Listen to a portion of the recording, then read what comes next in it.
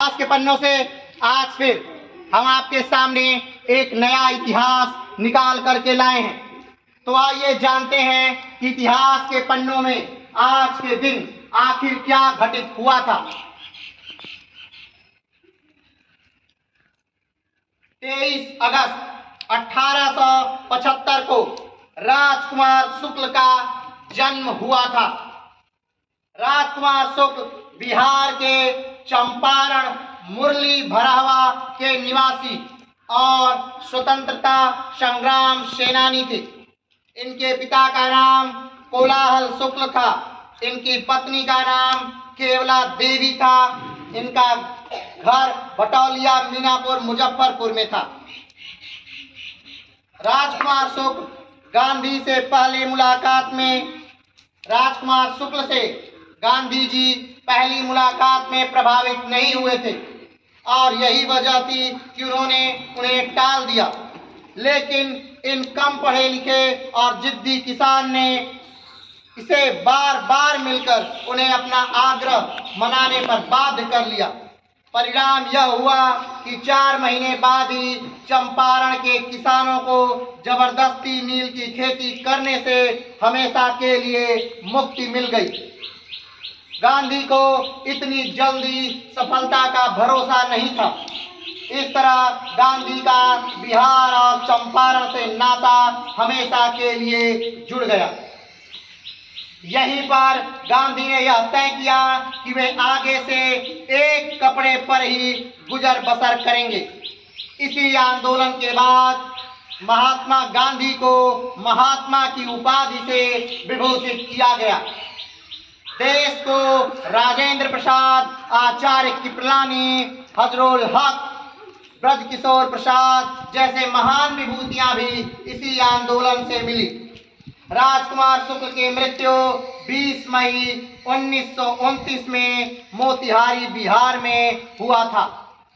अगर इस बात की हम व्याख्या करें तो ये है कि राजकुमार शुक्ल वो व्यक्ति थे जिन्होंने चंपारण के किसानों की हालत देखी। ये वही किसान थे जिनसे अंग्रेज जबरदस्ती नील की खेती करवाते थे और बदले में उन्हें फायदा सिर्फ नाम मात्र का ही होता था। इन्हीं चीजों को बदलने के लिए जब 1916 में कांग्रेस का लखनऊ अधिवेशन हो रहा था, तब राजकुमार शुक्ल महात्मा गांधी से जाकर के वहीं पर मिलते हैं और उन्हें अपनी दशा, अपने किसानों की दुर्दशा को बताते हैं।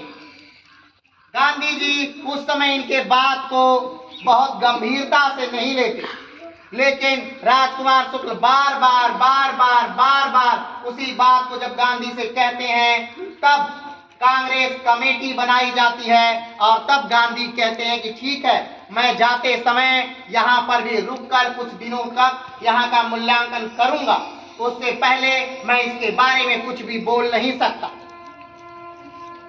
और जब महात्मा गांधी 1917 में चंपारण आते हैं तो यहाँ की दशा देखकर वो काफी द्रवित हो जाते हैं। और यही वो स्थान था, यानी चंपारण बिहार का, जहाँ पर महात्मा गांधी ने ये कहा कि आज के बाद गांधी तब तक कपड़ा नहीं पहनेगा, सिर्फ एक धोती में ही अपना जीवन यापन करेगा, जब तक कि पूरे भारत के लोगों को पहनने के लिए कपड़ा नहीं मिल जाता। ये आंदोलन वही आंदोलन था जिसके बाद रविन्द्रनाथ टैगोर या रविन्द्रनाथ ठाकुर ने, जिन्होंने राष्ट्रगान की रचना की थी, उन्होंने गांधी को महात्मा की उपाधि दी और कहा कि गांधी एक महात्मा है। ये वही आंदोलन था जिसमें से राजेंद्र प्रसाद जैसे बड़े नेता, जो कि राष्ट्र के पहले राष्ट्रपति बने, इसी आंदोलन से निकले थे। और इस सब का अगर केंद्र बिंदु या जनक कहा जाए तो वो एक ही आदमी है, राजकुमार शुक्ल।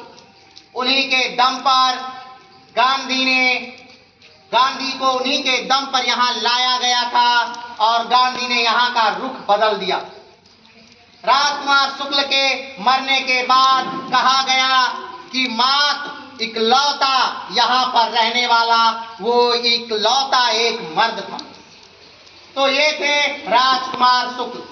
आज के ही दिन उनका जन्म हुआ था, इसीलिए आज हम राजकुमार शुक्ल जी को याद कर रहे हैं। ऐसे बहुत से क्रांतिकारियों को हम भूल जाते हैं जिन्होंने राष्ट्र के लिए अपना सब कुछ समर्पित कर दिया, लेकिन हम प्रयास करेंगे कि आने वाले समय में हम सबको याद रखें अपने जहन में, जिन्होंने राष्ट्र के लिए अपना सर्वस्व न्यौछावर कर दिया। तो इतिहास के पन्नों से आज के लिए इतना ही। फिर मिलते हैं एक नए इतिहास के साथ। तब तक के लिए जय हिंद।